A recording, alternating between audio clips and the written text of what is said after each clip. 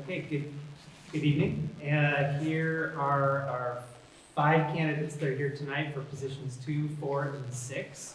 The House rules are that they will get opening statements of 2 minutes each, up to 2 minutes. We'll start you, come down the line to you. After their opening statements, then we will do reader questions that were submitted to the B-Town blog, as well as a few other questions that came in.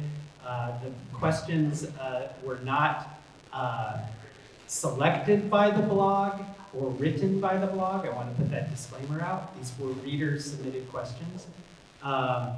It's okay to applaud briefly if you like during opening and closing statements, but during the question time, please refrain from clapping. Please keep your phones on silent. Please be a good audience so that we don't have interruptions for the speakers so they can get their issues out to you. Unfortunately, we won't be able to take any audience questions tonight, but we're going to try to limit candidate time to about 60-second responses so we can get through more questions. So the way it'll go is we'll have a question, and it'll start just randomly with any candidate down the line. Then they'll each get time to talk about it. Then another question with another candidate. So they'll each get to answer the same questions. There won't be anybody filibustering on any one question. So hopefully we can get through a good chunk of questions. So with that, we'll get started with the first speaker here for up to 2 minutes with an opening statement. Good evening, I'm Sophia Aragon. I'm running for position 6 on the Burien City Council.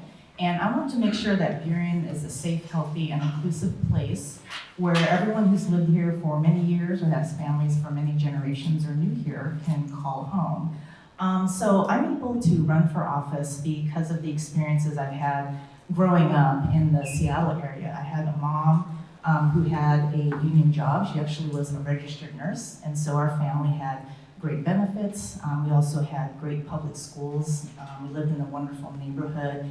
And I also had great public education, attending the University of Washington for my first degree.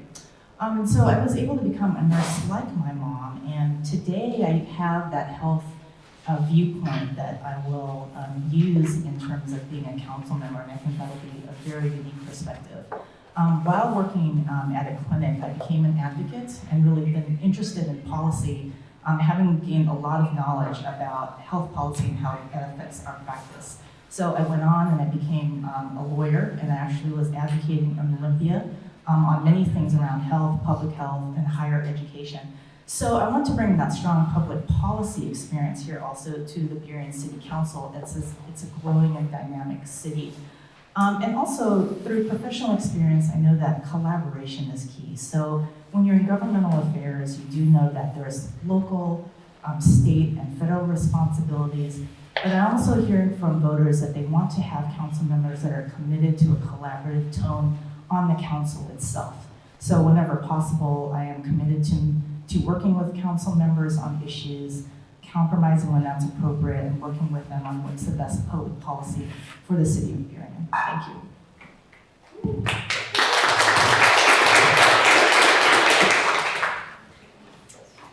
Hi, I'm Debbie Reitner, and I'm running also for Burien City Council position number 6.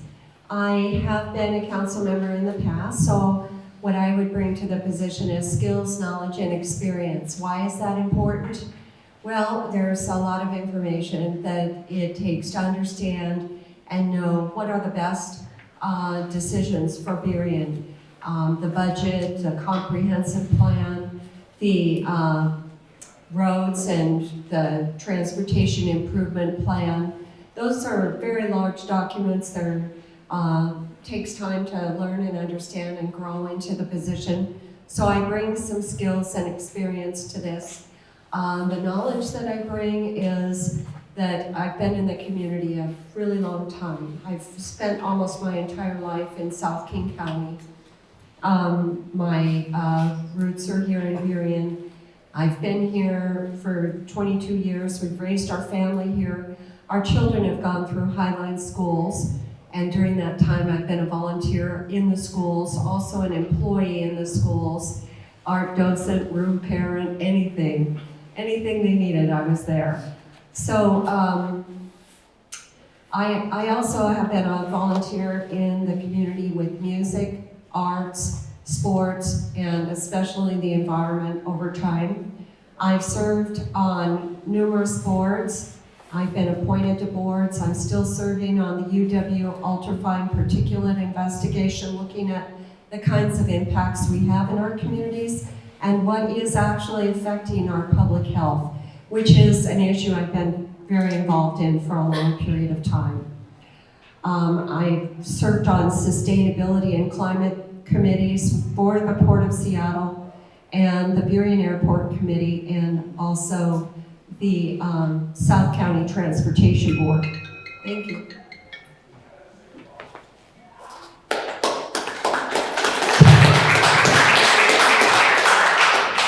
Good evening, everyone, and thank you for coming. My name is Kevin Schilling. I'm running for Burien City Council position 4. I've been a lifelong Burien resident. My grandfather was a 35-year Boeing machinist, and my father was a 35-year SPIA Boeing employee as well. So we're a Boeing family, and grew up in the Lake Burien neighborhood.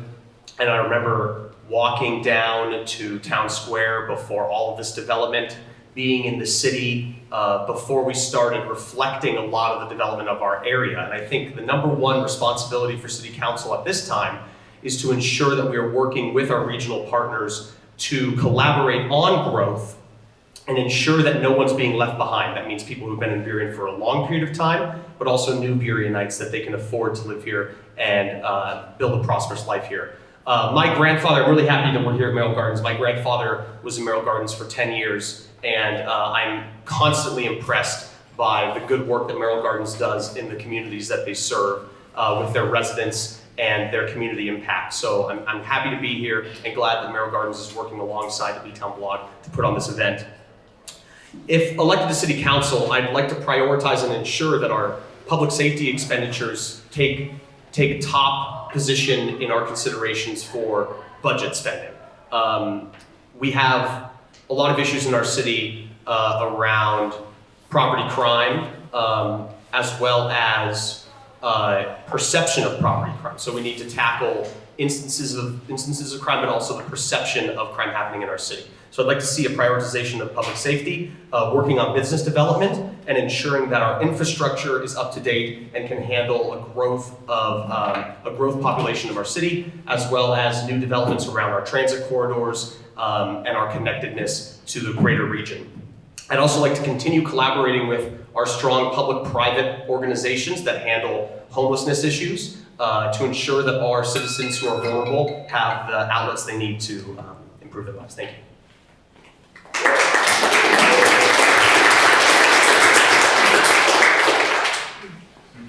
Hi everyone, my name is Sydney Moore. I'm running for Burien City Council position 2. Many of you do know me from the various efforts that I've partaken in the city. Currently, I serve on the board of Burien Arts Association. I'm a lead organizer with ACLU Burien People Power. I'm also a co-coordinator for the Burien White Center Ice Rapid Response Team. I also volunteer with the Burien Cares Animal Shelter, Community Visions Network. The list kind of goes on. So my life is largely revolved around serving our community. It's something that gives me great joy in my life. I feel it's a duty for all of us to give back, and the reason I'm running is because I feel like this is the best way for me to do that at this time. I think that a lot of us here share some of the same concerns. Homelessness has been something that seems to be a top concern for most people in the city that I've talked to, also a lack of affordable housing.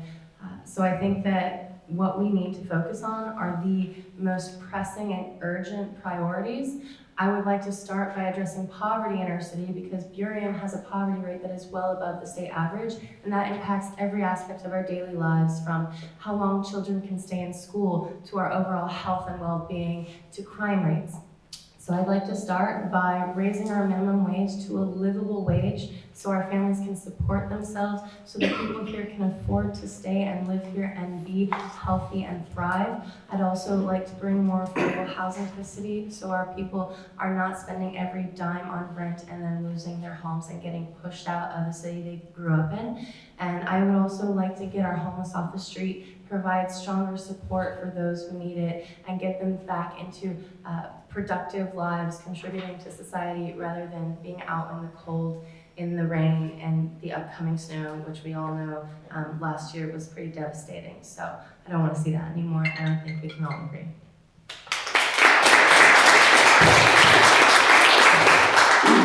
I'm Joel Manning. I am also running for position 2. My reasons are simple for running. I live here. This is my community. It's been my home for over 20 years. I'm raising 3 children here. And I love this community, and I want it to continue to be a safe and inviting environment for everyone.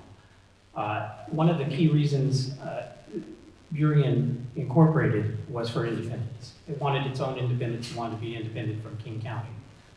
In the past couple of elections, we've seen that kind of slipping away. We've had a lot of intrusion of special interest, involvement in Burien politics, special interest money heavily involved in Burien politics, and we're starting to see that impact. So Burien is not necessarily entirely steering its own ship anymore. We have a lot of other interest coming in here trying to tell us how we should steer that ship, and with that money and influence comes other people's interests that I think are being put above Burien's. So that's probably the main reason I want to be on the City Council, is to bring back that independence to Burien. I have over 30 years of professional experience in project management. I've been an executive. I've worked many projects with large teams, diverse groups to get results. I can bring that kind of collaborative teamwork to the City Council. So that's why I'm running, and I hope I can earn your vote. Thank you.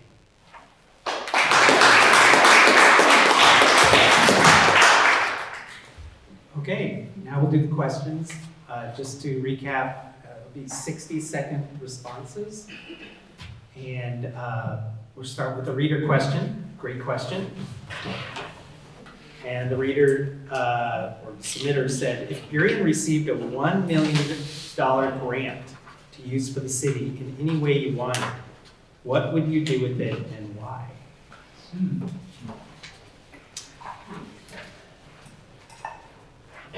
So does anybody want to tackle that first? Okay. And then from there we'll go, why don't we reverse order? So we'll go this way, okay? It would be $1 million grant. It's a good start. I think I would put it towards a youth-focused community center. I think that's something that everyone can agree Burien is desperately short on. That's what I would, granted $1 million would probably not achieve everything I'd want out of such a center, but it'd be a darn good start. So we have a lot of great collaborations with nonprofits in the city. I think that homelessness is, like I said, one of the most pressing issues. So I would love to take that and get other groups to match that money, to put it into some form of shelter or housing. It's not a lot, but it could get us started. And if we have other groups that will pitch in and collaborate, I think that could get us on the right track. I'd love to see a $1 million grant go towards intercity transit and a greater improvement in our transit infrastructure and corridors to get people around the city capable of moving faster and easier without cars from north to south and connected to the airport in a faster, more efficient way.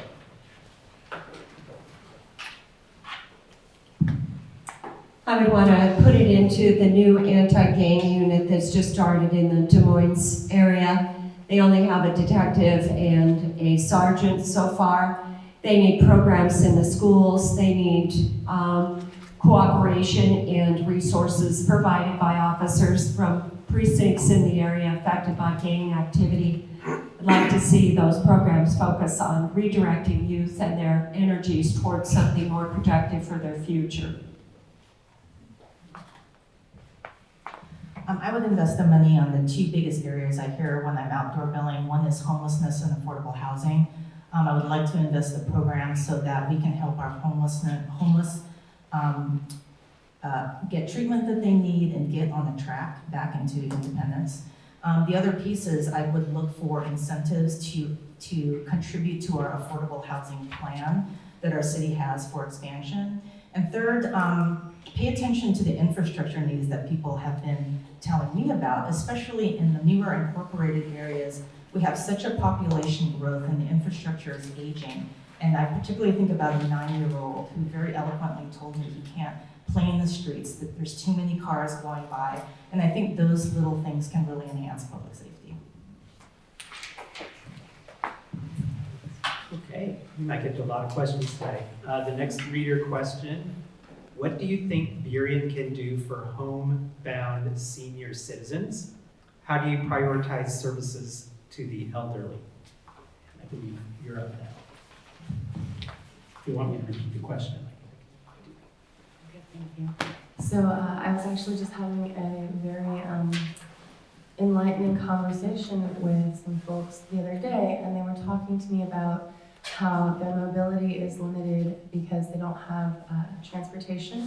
And I think that expanding our transportation services, our shuttle services around town and even to our neighboring cities, so that they run past 4 o'clock in the afternoon, so they run every day and run on weekends, would be a great boon to our community. Our seniors deserve to enjoy every aspect of our city, and we should make that as easy for them as possible. Yes, transit accessibility for seniors is huge. I work across the street from a low-income senior housing facility, and they have access to Metro Connects, which is a wonderful mini bus that goes up and down 21st Avenue, and they just walk across the street and get on it and go downtown and go shopping. But also another element of this is working to improve and empower our caregivers and families to give more time and accessibility to members of their family who are elderly, so that they can have access to goods and services just like anybody else in our city. We used to have a program, Meals on Wheels, that would deliver meals to the seniors that are homebound. Good transit connections won't really help too much for people that are homebound and unable to get out at all. Transit connections this is all run by Metro, so it's pretty difficult to lobby Metro to bring more buses into your community when their goal is to cut them as much as possible. So those are the kind of programs that are very helpful. I think Meals on Wheels, and I don't know what else the city could do, but if there's opportunities from nonprofits to get involved to do things for homebound seniors, we would definitely support it as much as we can. We do have the city does have a grant program for nonprofit for use for things that are helping in the community.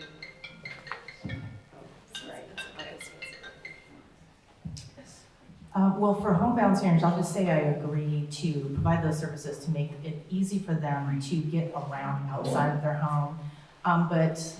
Having taken care of my mom in the last few years of her life, that we can also help seniors who want to age in place in their homes. So one of the examples I can think about are nurses working with fire departments and helping inspect homes so that there are safety features that aren't necessarily there when they bought the home, but can either make recommendations or help them find resources so that they can, retrofit is a really, too much of a technical term, but if there's rails or there's ways to help them be more mobile in their own property, I think that would be worthwhile looking into.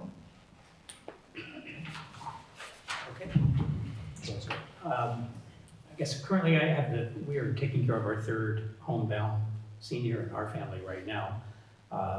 And I know with the first 2, the most important thing for them was to be able to get out when they still could get out.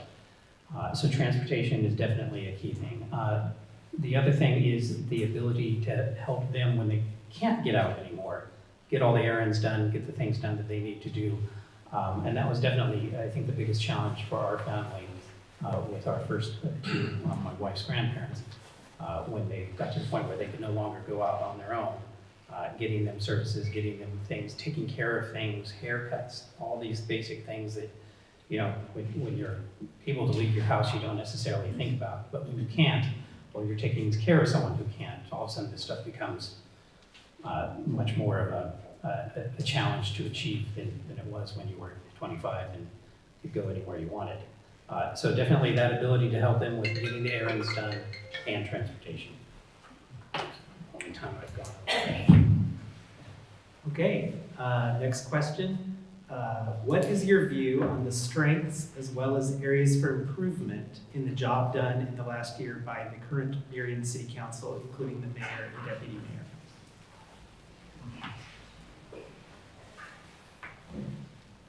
So it's a two-part question, strengths and areas of improvement? Correct.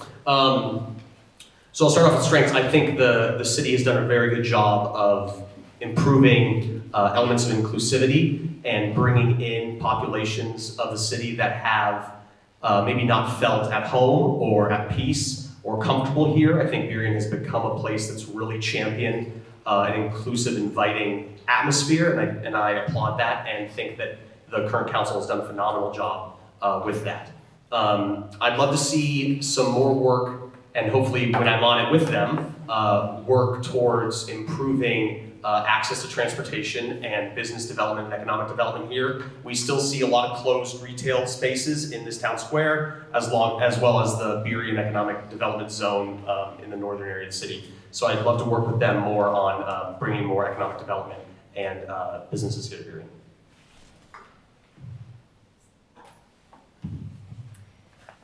I think that the city council has done a great job with keeping on top of the airport issues. SeaTac Airport's going through a massive expansion planning process right now. City is involved in a legal action against the FAA for an illegal flight path that they put through the heart of Burien in 2016. The city has done a great job with the legal action and keeping people informed about the process and what's going on. The one thing that I wish the city would have done more on is in youth and providing opportunities for youth for recreational opportunities, educational and vocational opportunities in the city, and make it clear what those are so that kids know where they can go after school to become more prepared for the workforce, for life, and for living. Thank you.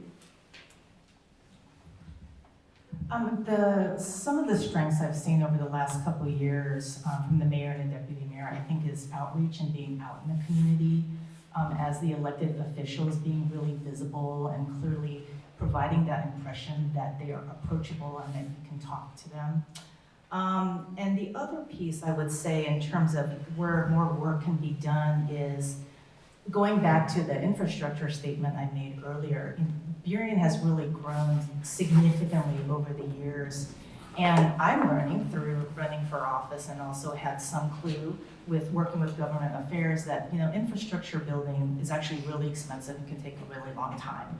So I think one of the things that could be improved is more communication to the public where things may not seem to be happening fast enough, the why, and yet what efforts are we doing to continue those policy issues forward.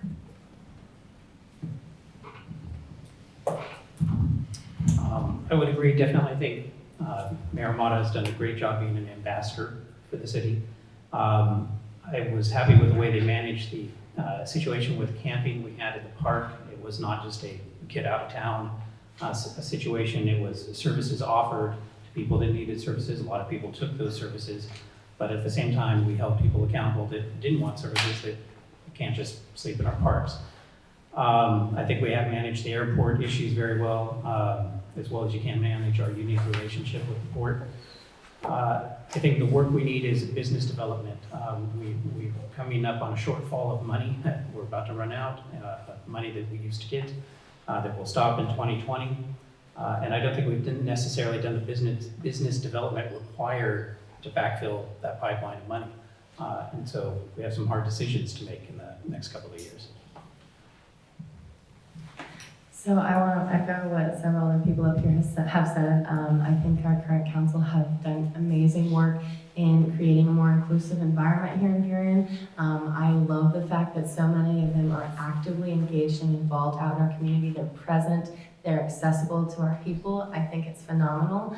I also think that they're tackling really important issues, like, for example, since housing is such a vital, important part of our city, just recently they passed a series of tenants' rights, including just cause eviction protection ordinance. So I think that's phenomenal.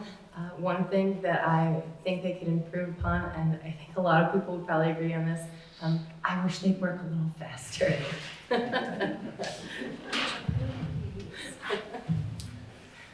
Okay, we're going to keep it focused on the city.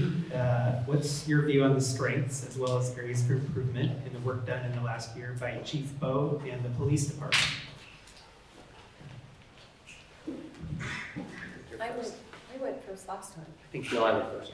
Oh, you did? Yeah. So I I'll go went first, yeah. Oh, we weren't gonna wait. Yeah. Okay. I can go first if that's okay. Debbie's got it. Okay. So Chief Ball has done a great job, I believe, in helping to keep our parks clear of things that may pose a threat to families and children using the parks. I think that public safety is the #1 issue, the most important item identified in city surveys with businesses and residents. So I know that our focus needs to be on public safety as a primary focus. And I do believe that the Burien Police Department are excellent and do a great job. I don't think they get enough thanks for the great job that they do. We are understaffed. We do need to add officers. We do need to add hours. We are not comparable with other cities in the county. And it would be good for overall support of all officers if they had enough staff to do the job. Yep, she was good. I think Chief Bo and his staff. I think they've done a really good job also of outreach. I see the chief in many forums. And also, I really appreciate his broad view of public safety. So there's the police officers themselves, the physicians and the people out there, but they know it takes a community to really keep people safe. And also what's around us so that crime doesn't easily happen. Like, is there good lighting, for example, in very large public spaces to deter that kind of activity? What I'd like to see more that I see is beginning is, I think there's increased diversity in the police force. They're actively recruiting officers that are more reflective of our community. They also speak more than one language. And they participate also in some parent groups and communities and just really building that relationship. So I'd like to see more of that. I guess I'm just gonna remain neutral on the subject. And I mean like neutral. Okay, well, I think Chief Bo has done an amazing job fostering a great sense of community. He's built up a wonderful relationship in this city with our people. He does incredible outreach. They do programs like Coffee with a Cop or programs with our youth, which I think is fantastic and really vital to ensure that our people do feel safe and they feel that they can trust the people who are tasked with protecting us. So I really would love to commend him on that. One thing that he actually brought up at a Human Services Commission meeting not too long ago was that we have officers in the city who spend a lot of time running around chasing nuisance calls like people in the parks.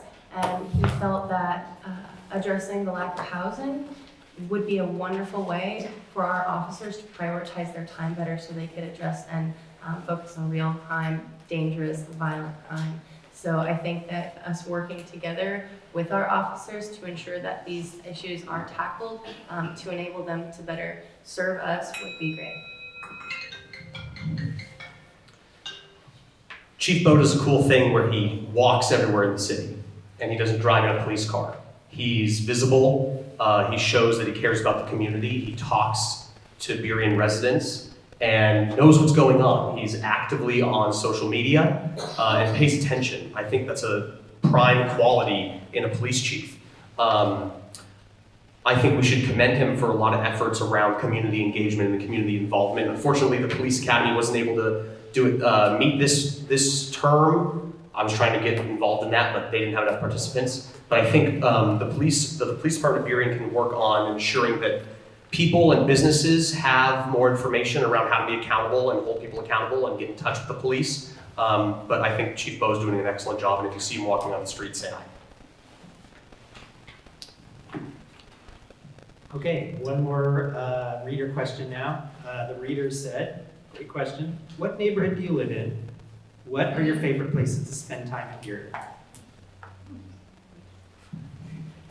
I live in the Shorewood neighborhood. And my favorite places to spend time in are Seahurst Park and also Old Burien, and also a number of ethnic restaurants actually along Campbell.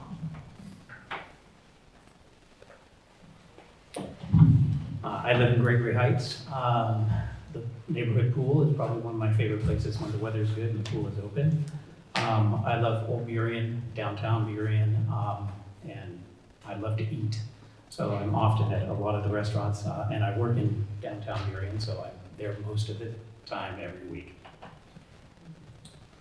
I live in the Five Corners neighborhood, and one of my favorite places in Burien, I've always loved libraries, and when I first saw the Burien Library here, I was in shock and awe. It is fabulous, and it also pairs my love of books with politics because City Hall is right up top, so it's definitely one of my favorite places, and I love our parks.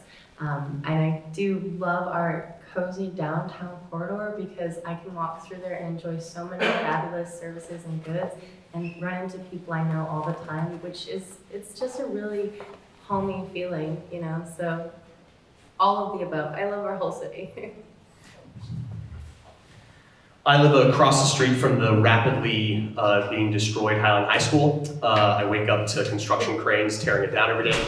I work at St. Francis of Assisi, so I drive down the street or walk down the street to St. Francis. So I spend a lot of time where I live, across the street from Highland High School, where I work at St. Francis. But growing up in the city, you kind of do spend a lot of time everywhere. So my first job at age 13 was at the Highline Pack.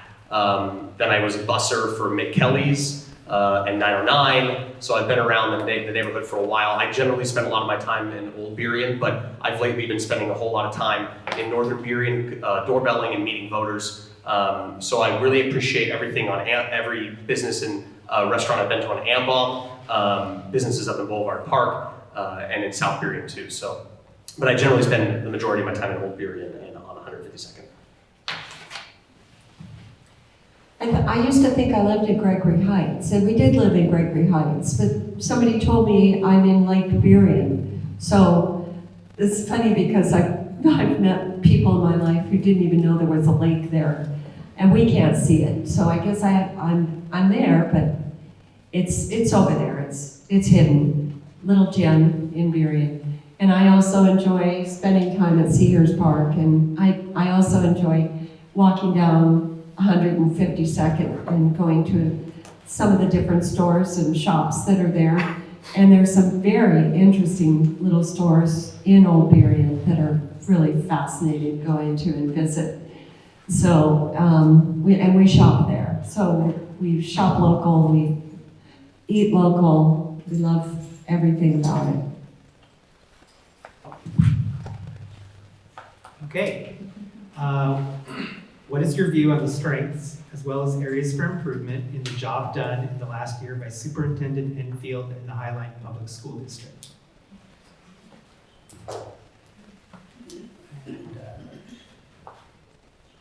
Are we back to you, Bill? It's first last time. Okay. Sit. Okay. So I think that the Highline School District is great. I have 2 kids here. I volunteer with our local PTA groups. I feel like we have a lot of great supportive services for kids who need a little extra help, and that's phenomenal.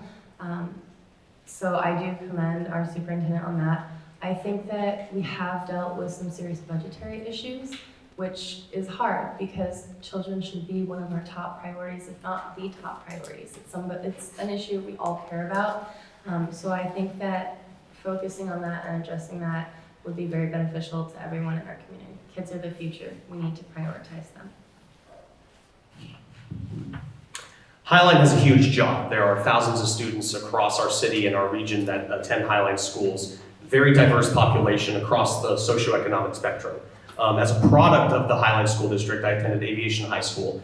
I applaud the superintendent and my principal and teachers who work to innovate public education and curriculum design and student experience on a daily basis. I think that should be commended. The Highline School District has done a phenomenal job doing that.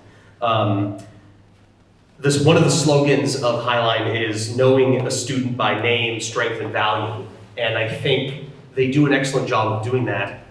I'd love to see more college career readiness in the pipeline, direction to vocational training, more analysis and focus on where students should go after high school to ensure that they can have a good life, good job, and ability to live and afford in the city they live in. Highline School District in the 60s was one of the top school districts in the state. It's now one of the poorest performing school districts in the state. I don't want to put all of this on the shoulders of Dr. Enfield because she's just one of many problems that the district itself is experiencing.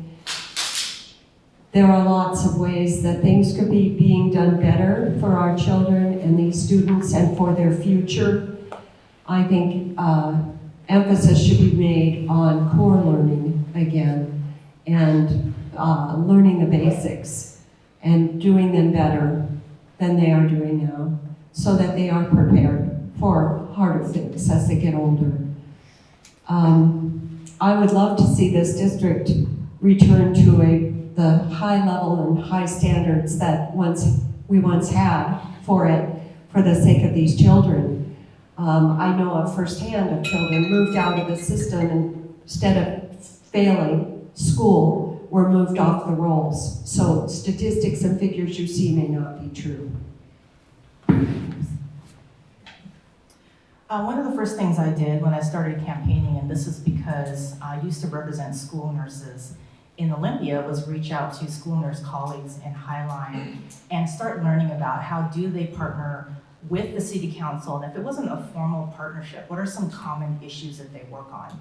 I think one of the things that I thought was impressive was their outreach to local nonprofit organizations to connect kids who have homelessness and they're struggling with that and connecting their families to that.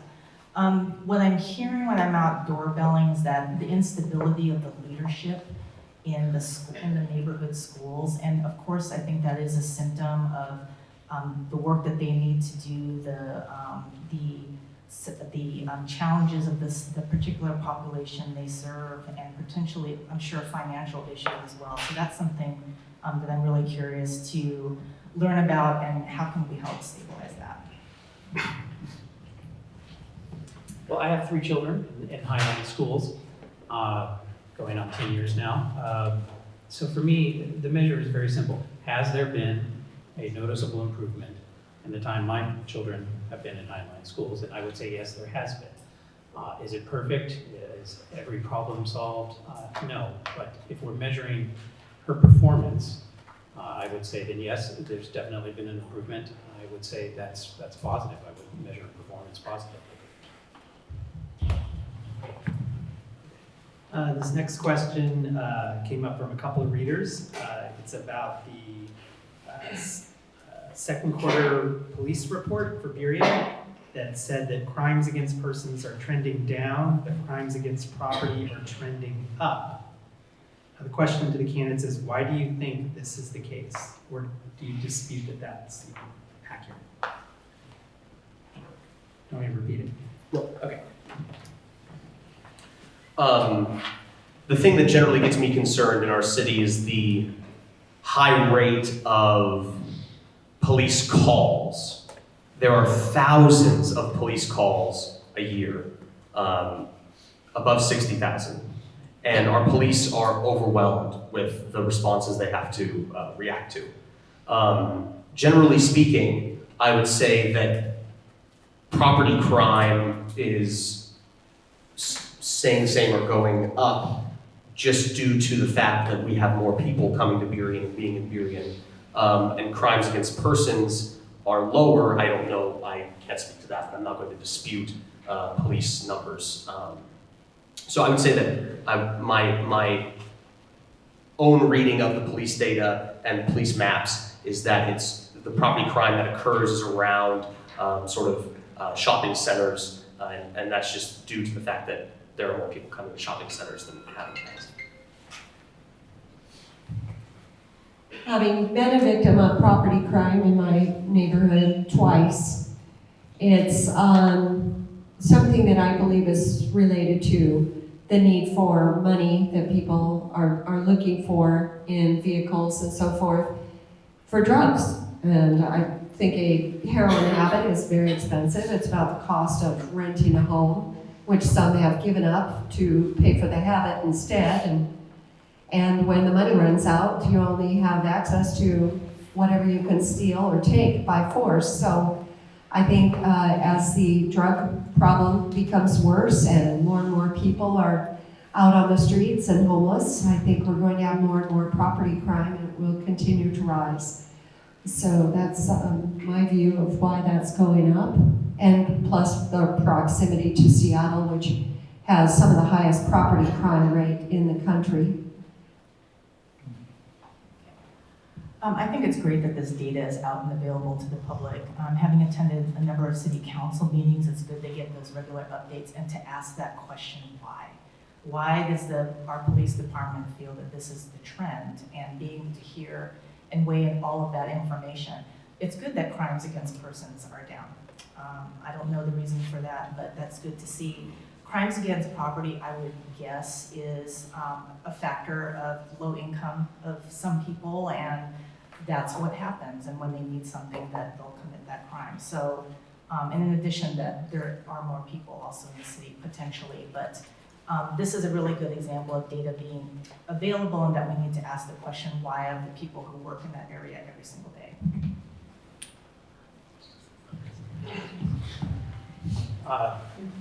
60 seconds. I know for a fact that this is not an intentional thing. This is just an issue of data management. Not necessarily all crime always gets reported. I can give you an example of this. A friend of mine manages a business on First Avenue. Had a random drive-by shooting. It doesn't seem like we're targeting them, but somebody shot the building up. This was reported to the police. The case was filed. In looking into the data, this didn't show up. So I contacted King County Sheriff's Department and said, do you know what happened here? They dug into it. The data field for that category of crime had not been switched on in the database, hadn't been carried over to the new database. So they basically updated the databases, and now that category of crime, if it occurs again, will be tracked. But that's an example of not all data gets tracked. I mean, these are still human beings building these databases. And if you've ever dealt with massive data tables in this kind of database, not everything always gets switched on. That was a case of that. As to property crime, I'll keep that simple. Opioid crisis, that is probably the major contributor to property crime. So I'm not going to dispute statistics because these are facts, and yes, there can be incidents where things go unreported, but we're working with what we've got. We're looking at the data that we have in front of us, and I think we should be very mindful and to pay attention to that. When you're looking at property crimes, a lot of it is economically driven. People are impoverished. We have a very high poverty rate here compared to the state average, and people, when they get desperate, for whatever that reason may be, they will do whatever they have to survive, to take care of themselves and their families, etc. So I think that we know a lot of the reasons this is happening. We also know how to address this. I mean, yeah, we understand why. We also look at kids who don't have parents at home because their parents are working 2-3 jobs just to support them. And what do kids do when they don't have strong family support? They get into trouble. What do kids do when they don't have after school programs? They get into trouble. So. Okay. Next question from a reader is, what will you do to ensure that Burien's many immigrant and refugee communities are included in the city's activities and are part of the dialogue, especially for any who may not speak English as their first language?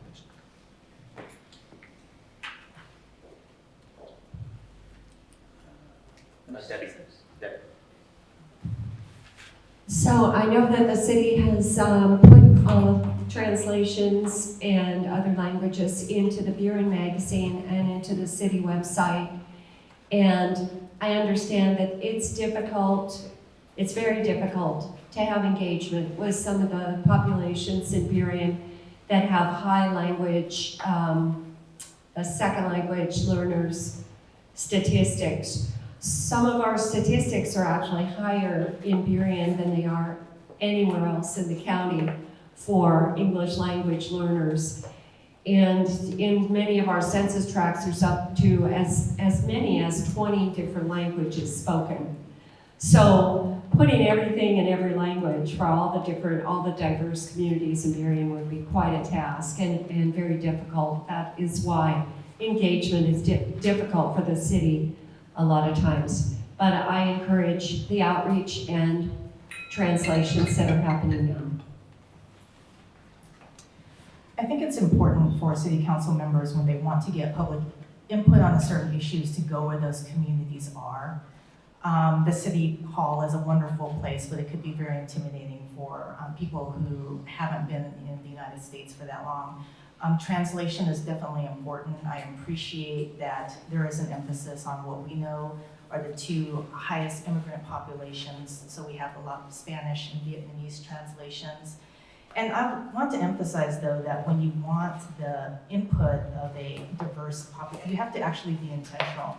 In my work, when we do surveys, and it's really convenient to put a survey monkey out there into cyberspace with your computer, we can get zero diversity. And it's really with the help of reaching out to diverse groups will I get the diversity and the answers that I need.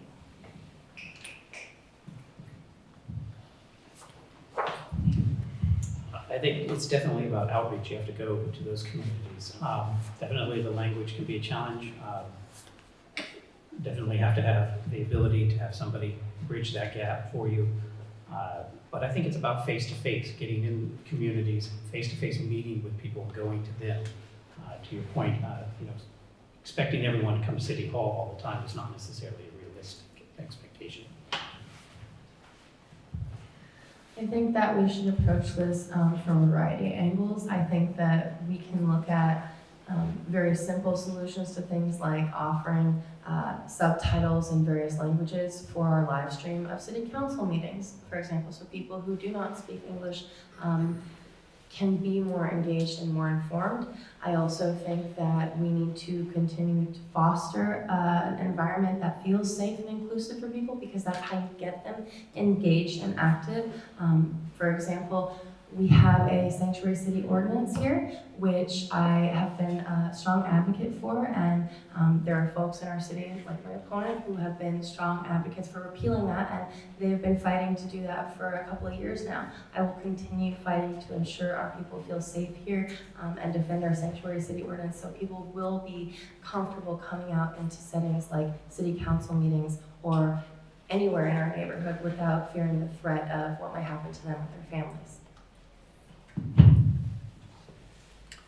My great-grandparents were German and Polish immigrants to this area, and I think that immigrant populations bring a great amount of diversity and business development to our city. If you look at the city business breakdown, we have thousands of businesses that are run by immigrants, and some of the restaurants that were listed up here as people's favorites tonight are run by immigrant families and people who are not originally from the United States. So I think we can ensure that it's as easy as possible to start businesses for immigrant populations, and we can use our now extraordinarily advanced technology to bring people into the fold through translation opportunities, but also just ease of communication. It's easier to do outreach to people when you are able to do it through technology, but we also need to be face-to-face and welcome people to opportunities in our city. Okay, on to finance. Do you think any taxes that the state shares with Burien, or that Burien receives from the state, collected by Burien, should be looked at for either an increase or a decrease, such as sales, property, B&O, gambling, or utility?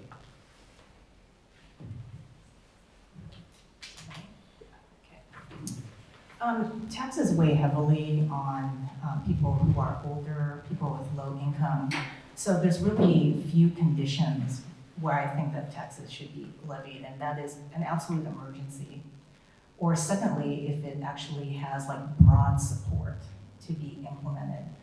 But overall, I know that people have heavy burdens from property tax. We have the most regressive tax system in the nation. We actually rank last.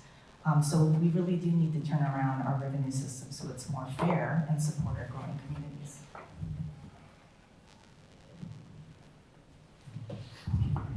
No, I think we're taxed enough right now. I'm comfortable, well, actually, I'm uncomfortable with the level of tax I pay right now, so I would say no. This isn't an easy thing to talk about because this gets people riled up, but I'm going to be straightforward with you. We are hurting for money. We need services that we are not getting right now, and something has to be done. The money has to come from somewhere. Status quo is not comfortable for most people here, and yes, that means we're going to have to pay a little bit more into it. I think that property taxes can be a real burden on people. I think that Burien has a very low B&O tax, so that might be something we need to consider.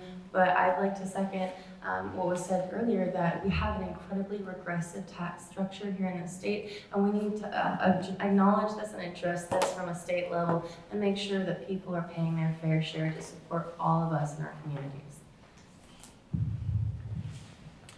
This is really a question about overall budget and budget structure in our city, and we're losing our sales tax from the annexation, our sales tax credit from the annexation, and it needs to be made up over the next couple of years. Not necessarily with tax increases or tax decreases, which wouldn't happen, but we need to prioritize and expand opportunities for people to start and grow businesses here so that we have more economic activity as a whole in the city to generate funds for city operations. The city is not meant to be the director of that activity. We need to support entrepreneurs and investment and activities from businesses to expand economic activity as a whole in the city. So I don't support tax increases at this time, but I do believe that we need to be working on functioning and growing our economic activity. Similar to what Sophia said, tax increases are really for very, very emergency situations. One thing that was a little surprising for me to learn as a new council member was how the county, the state, and little cities compete for the very scant resources that are out there. So our liquor tax, the marijuana tax, all these other taxes, we have to fight for them. They don't just hand it back. The state wants to keep as much of the money as they take. And it's kind of a bullying tactic where there are a lot of rich cities in King County who don't depend on that. Burien is not one of them. But at the same time, we don't have the strength to bully our way against the state to give us what we need. That was quite a surprising thing to find out, that we are all in competition with each other and we all buddy around like we're all working together, but that isn't really the case when it comes to money. It's a fight. So one of the things we need to do as a city is to plan carefully and use the highest and best use of all of our property. Okay, there's a question about the new South Sound Alliance and how Burien can partner best for economic development, specifically with other cities and entities like Des Moines, Tukwila, SeaTac, Normandy Park, Highland College, Port of Seattle, Seattle Southside Chamber of Commerce. Basically, how can Burien work with all of our neighbors to promote economic development? Joel, that's Joel. There's definitely strength in leveraging all the other cities around us. Transportation, when we look at those needs, we can definitely leverage all the other cities around us. And there's definitely strength in numbers. So there's a ton that can be done when you partner 3 or 4 cities together, but you can't do all by yourself. And we're kind of in right now, somewhat of an all by yourself situation. So I would love to see more partnering. One of my common philosophies is that community does not end at city limits. That which impacts our neighbors that's going to cross over that invisible boundary line and impact us too, and vice versa. I think that fostering that sense of collaboration with our neighbors is very important. I think that we should not be afraid to go to the next town over to support them. And you know what? That means they're going to come over here and they're going to support us. I think that developing a common shared recognition of all the goods and services and benefits of all of our cities is fantastic. I think that you can do that in a sense of marketing, but it's also about just exploring what our other neighboring cities have to offer and sharing what we do, sitting down at the table and asking, hey, how can we support you? What is it you need? How can we be a good neighbor? And you know, they do the same for us, and that's fantastic. So. We definitely need to expand our interregional and intergovernmental collaboration and cooperation without losing sight of what's good for Burien, but ensuring that what's good for Burien is good for the region as a whole. That means growing our relationships with both public and private opportunities across the South Sound. We're a hub of innovation and healthcare and education. There are plenty of places where we can work to expand our reach, but also others' reach with us. I think that could primarily be shown in our advocacy at the state and federal level for more money to improve our infrastructure, to keep goods and services moving, but also to ensure that we have relationships built to advocate for things like quiet skies and fighting back against unnecessary port growth or large port impacts in our surrounding communities. So that's one area where we have succeeded quite a bit with our neighbors. So I'd like to continue to work together with our surrounding cities to ensure that we advocate for both public and private improvements.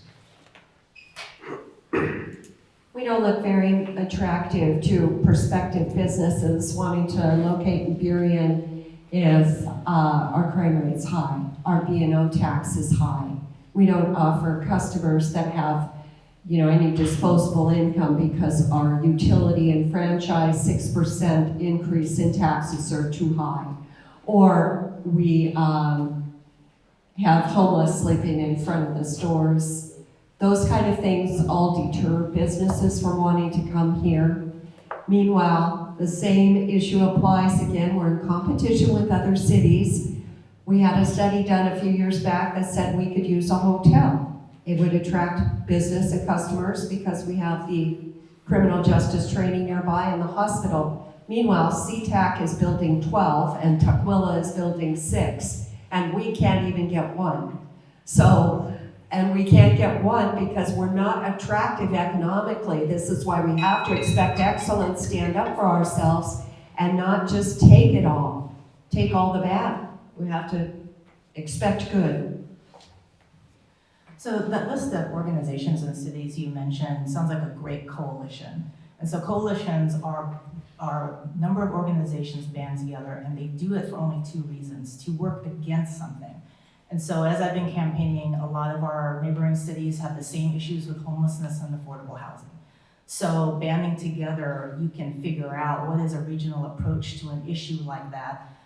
Or you could also work together for something. So one of the things I know that the cities band to do is that they have a partnership voice in Olympia. Now I agree that Burien has to make sure that it makes its own individual needs known, but when you partner up, you can really leverage cities together and, for example, support things like a bigger pot of funds for grants for cities to make infrastructure improvements. And I know that's been floating out there with the Association of Washington Cities, so that would be a great opportunity. Okay, I think we have time maybe for one more. We have to wrap at 8. Okay, so since Olympia came up, let's ask about your view on statewide initiative 976, which will be on the November ballot. The initiative would lower or repeal motor vehicle taxes, excise taxes, and cap them at $30 a year, and or base them on Kelly Blue Book values. It could also result in a loss of revenue, though, to the city of Burien. What is your view on this initiative?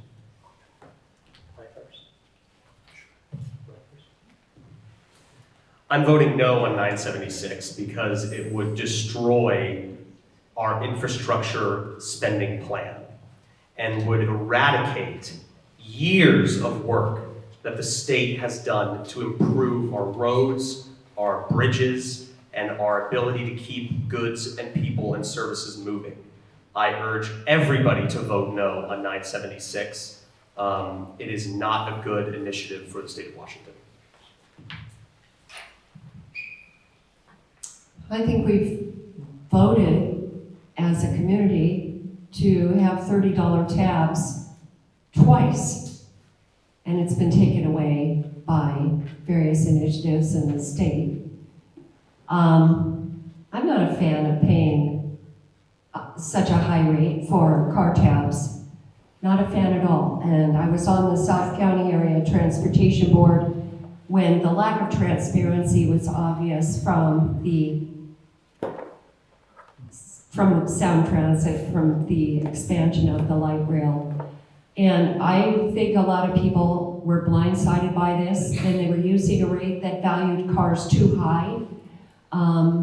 It's a very expensive proposition, and you know, maybe they have to tighten their belt, find ways to cut, and be able to do the same job with less money, just like this city has to all the time.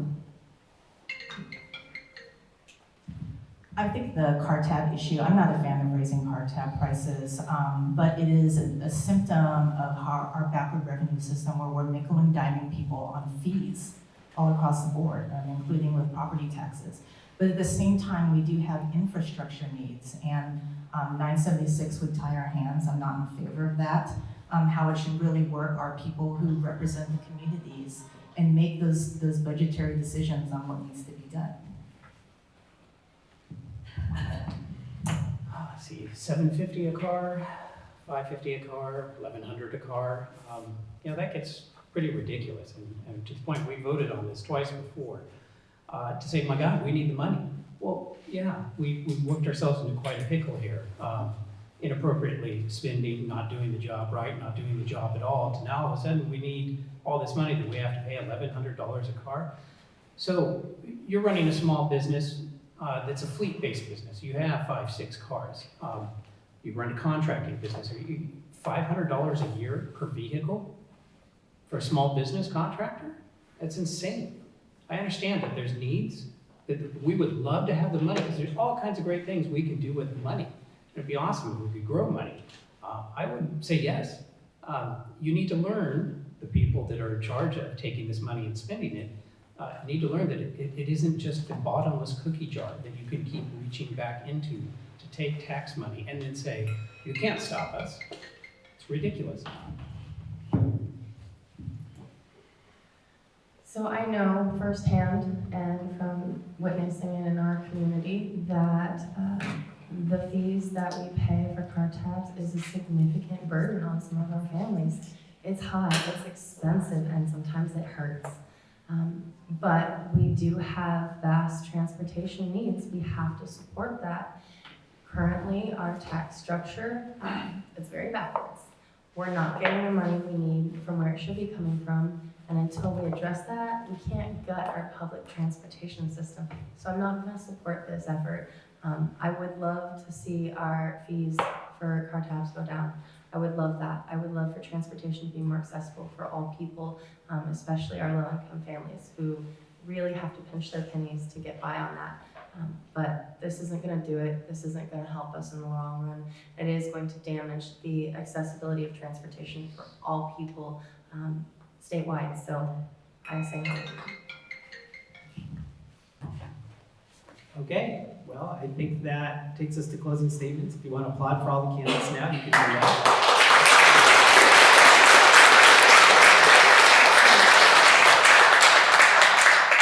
And I believe it was going to be 1 minute closing statement per candidate, and you can applaud for your candidate at the end of their time as Sit here well. on my card 2 minutes. Do the candidates each want 2 minutes?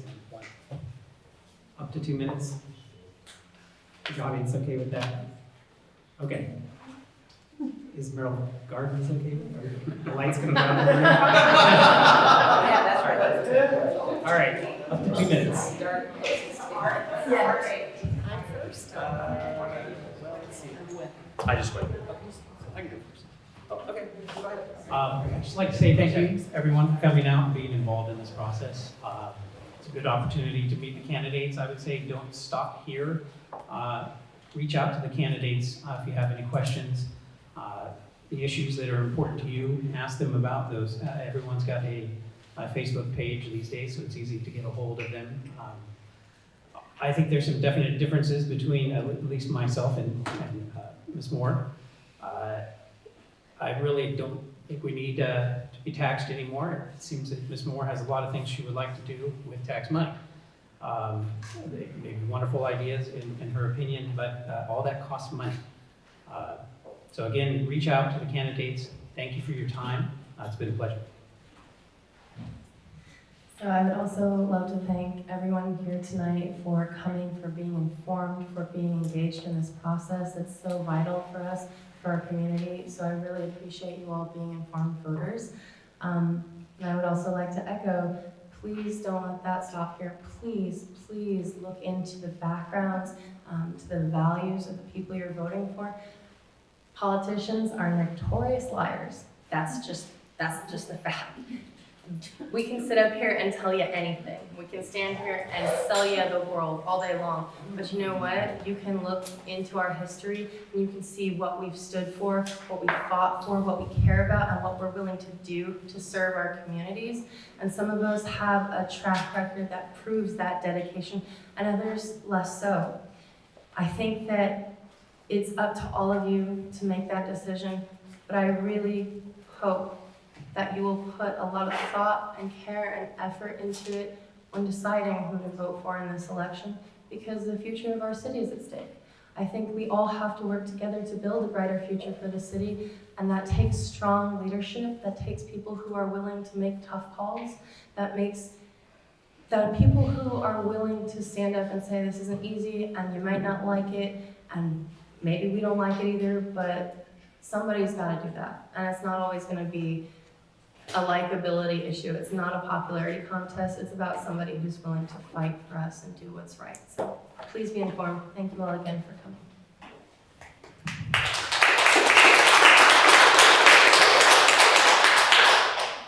Thank you all for being here, and thank you everyone who's watching, and thanks again to Merrill Gardens for hosting this event.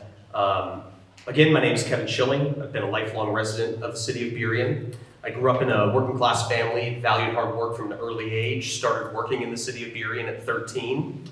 I want to work now to ensure that the city that I love, that I grew up in, prioritizes what's important for the city as a whole. Making sure that we fund public safety, making sure that we can create an environment for economic development to thrive, making sure that we can build build infrastructure that improves affordability for people who are new here, but also people who have been here for a very long time. I went from local schools to Wazoo, and then to London School of Economics. And I want to bring my skills, knowledge, and work experience that I've had from our local community to our regional community and to our international community to Burien, to ensure that we create a thriving place for people across the socioeconomic and generational spectrum. So thank you so much for being here. You can visit my website at shillingforburien.com, and I look forward to talking to many of you soon. Thank you.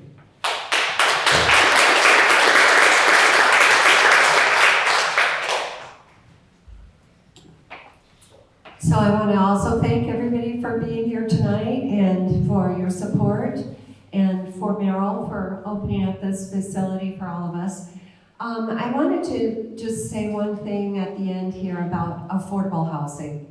So we've heard a lot about how cities need to build their budgets, and Burien really has a lot of infrastructure needs, policing needs, things that are very expensive.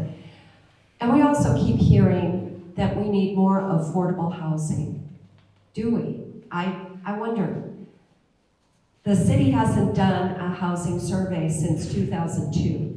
So nobody knows what our housing stock is like. But people keep saying we need affordable housing.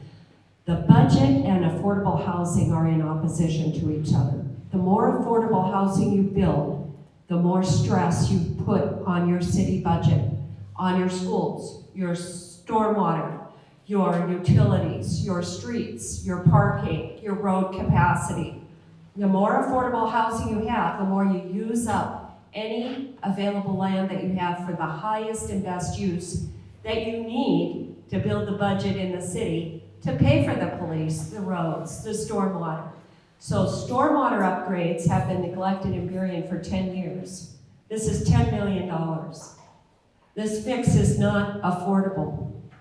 So we would add tremendously to the stress on that very dilapidated system by adding massive amounts of affordable housing.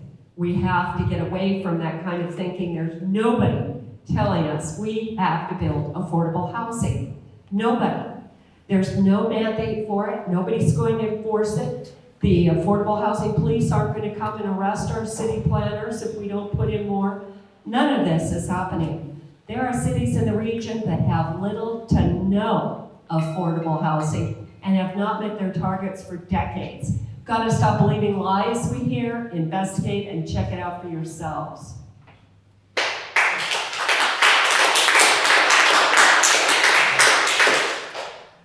So even after talking about all of these difficult issues and the controversy that a city council member would be in, I'm still optimistic that we can create that safe and healthy, inclusive place for everyone, whether they're new here or they've been here for a really long time. Okay, so I love that saying: if you're not at the table, you're going to be on the menu.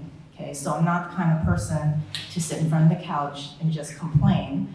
And what I would like to bring to the city council, again, is years of experience. You've got to have these relationships all up and down government, to your fellow city council members, to the county, to the state, and even the federal government if you need to, and be able to pull all the levers you can for the city, because that's who you represent, and I'm willing to do that.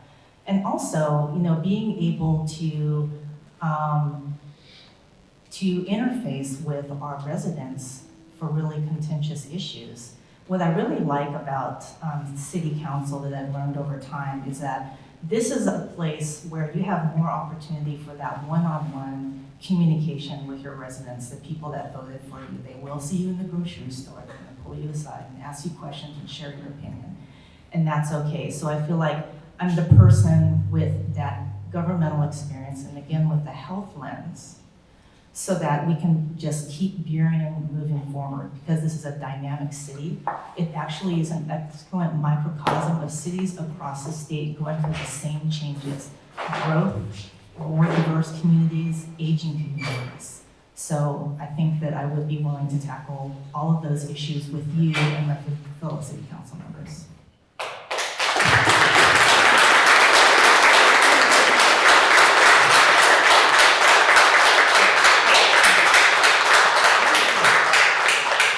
Hi, everybody. Thank you again for coming. I'm Scott from the B-Town blog. If you missed any of this, it'll be on the blog tomorrow. We're live on Facebook. Hello, Facebook. And I want to give a big shout out to David Ruby, our moderator.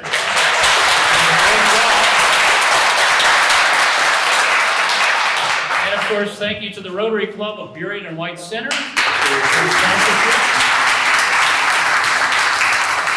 And to Merrill Gardens at Burien. So thank you for hosting. I hope everyone votes. That's the most important thing. Thank you.